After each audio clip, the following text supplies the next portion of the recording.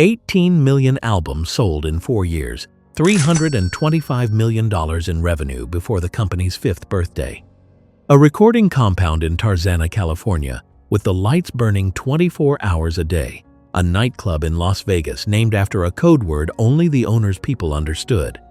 And a black BMW 750iL that would later surface in a celebrity car listing for more than $1 million. At its peak, this company was reported to be pulling in more than $100 million a year. 2 men from Compton, 1 label, no permission asked. 9 years after that peak, the man at the top walked into a federal bankruptcy court, claiming $11 in his bank account and $137 million in debt. Everybody knows how that story ends. Almost nobody knows who holds the deed today. And the answer is stranger than the collapse. The story you have not heard. We go deep on the wealth, the power, and the structures behind black empires around the world. Not the headlines, the paperwork. Because this is not the story you have already heard. You have heard the violence, you have heard the feud, you have heard the night in Las Vegas.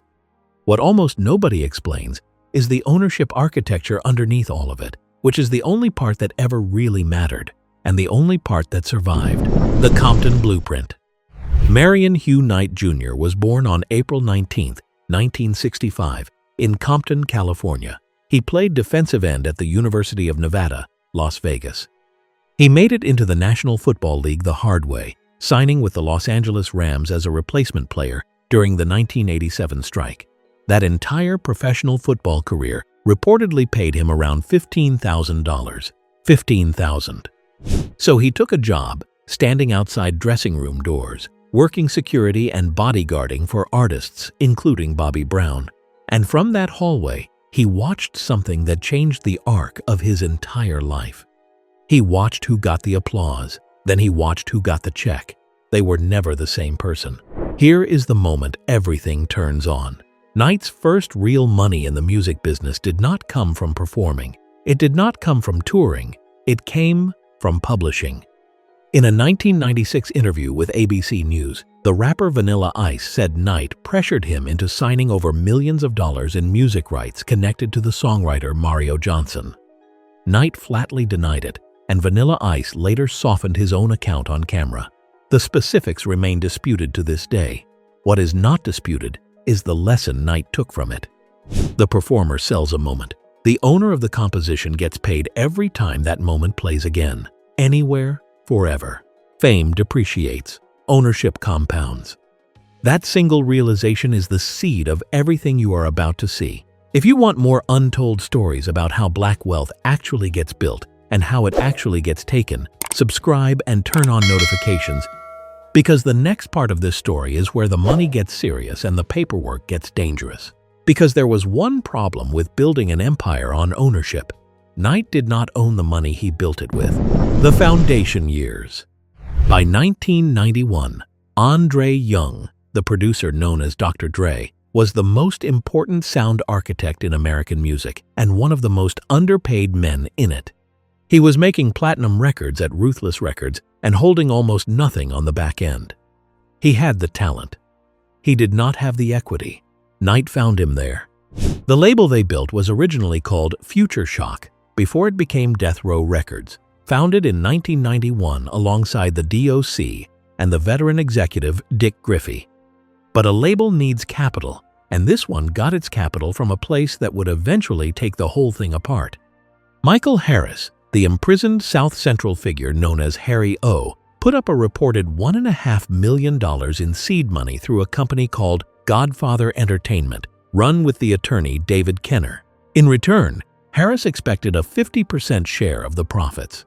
That is the detonator. Remember it. It sits under the floorboards for the next 15 years. Then Jimmy Iovine and Interscope Records signed the distribution deal, and the machine came on.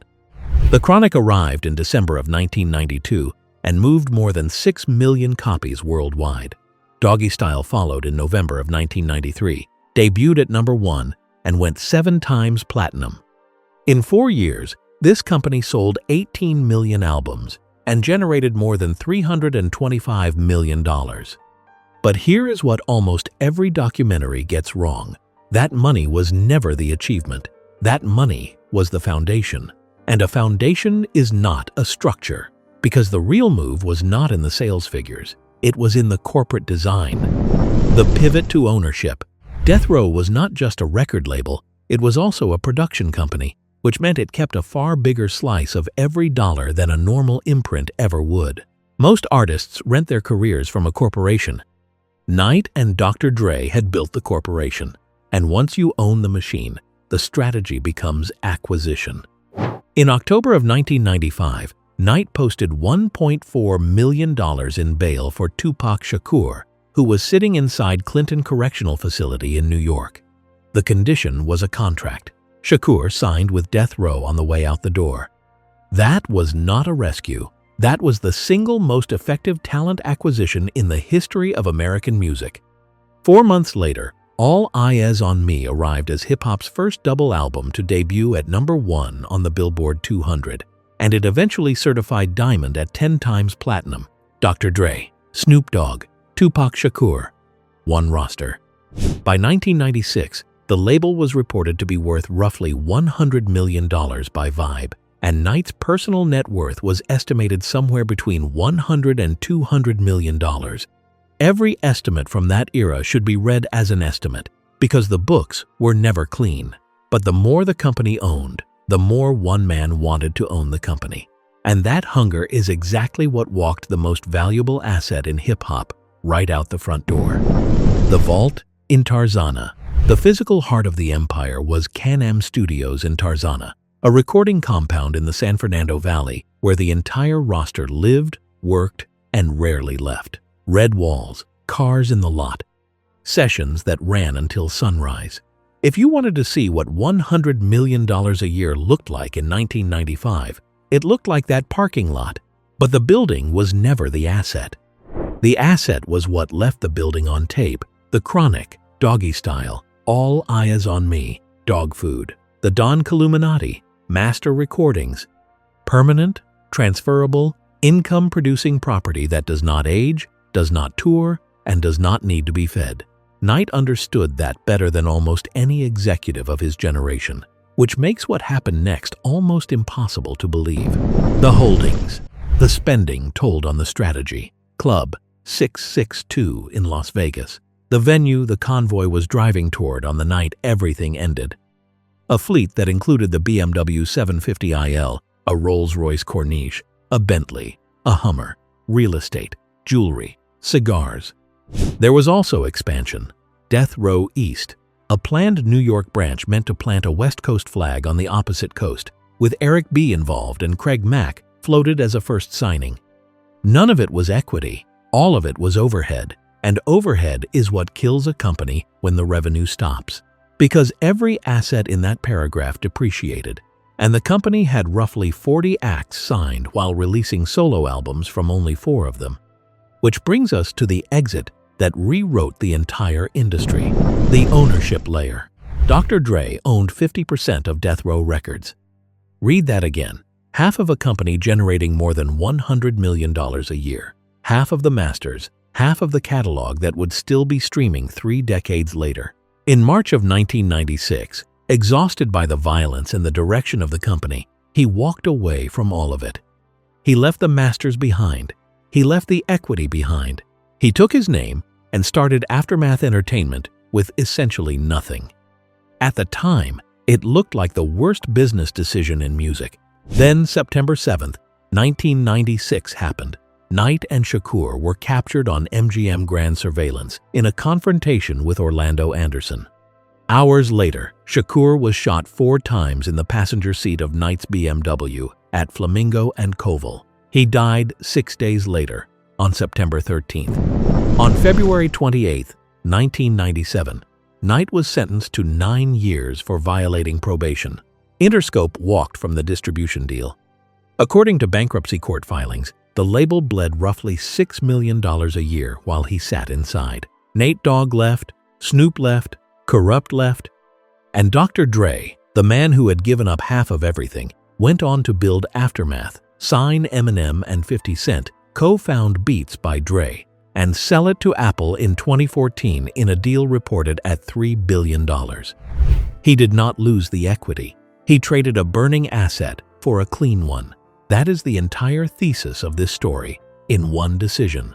But the fire that took Death Row down was not the shooting. It was a piece of paper signed in 1991. The name as a business. Harry O's wife, Lydia Harris, sued. In March of 2005, a Los Angeles judge awarded her $107 million in a default judgment tied to that original seed money and the 50% stake that was never honored. Knight had skipped hearings and refused to disclose assets. That judgment was the kill shot. In 2006, Death Row Records filed for Chapter 11, and Knight filed personally, listing $11 against $137 million in debt. Here is the twist almost nobody reports. In 2019, that same $107 million judgment was voided after Harris acknowledged a prior bankruptcy filing that would have stripped her standing to sue. The judgment that destroyed the company was itself undone, but by then there was no company left to save. Litigation over the label's founding money continues to this day. The empire was not destroyed by an enemy. It was destroyed by its own cap table, the legacy lever. And yet the blueprint survived and multiplied. Master P built no limit on ownership of his own distribution. Cash Money negotiated to keep its masters. Jay-Z refused to hand over his publishing. Every black-owned imprint that came after studied both halves of this story, the part to copy and the part to never repeat. Death Row proved a young black-owned company from Compton could out-earn the majors. It also proved that if the paperwork underneath you belongs to someone else, none of it is yours.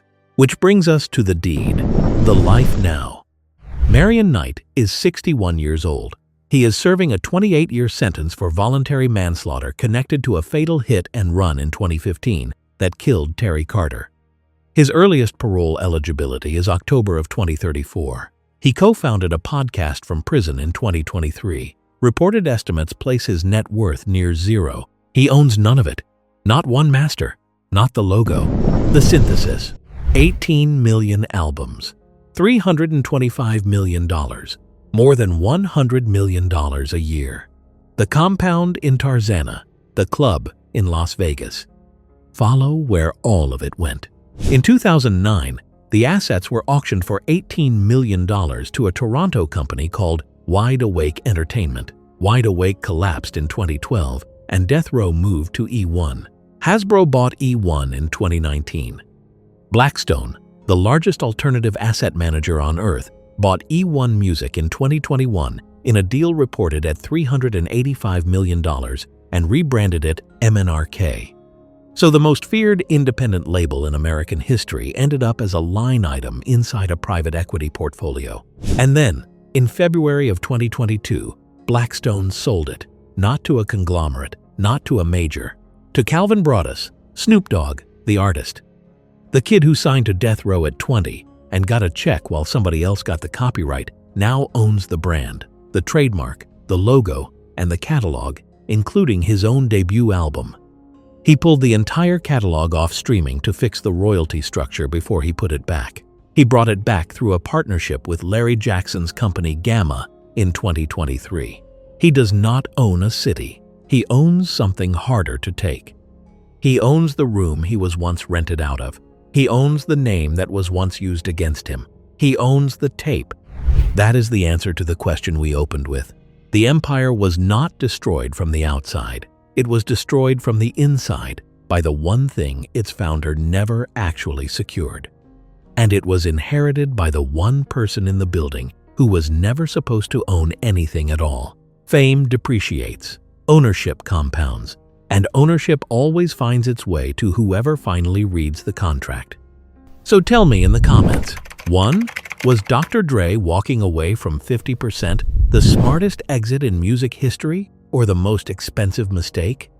2. Does Snoop owning Death Row close the loop, or does the debt to Lydia Harris keep it open? 3. Who actually built the greatest hip-hop catalog of all time? 4. Name the label you think is repeating these same mistakes right now. Subscribe and turn on notifications. because next week we open the books on another untold black wealth story that mainstream media never bothered to report. And if you want to see how an artist turned a catalog into generational leverage instead of losing it, that video is on your screen now.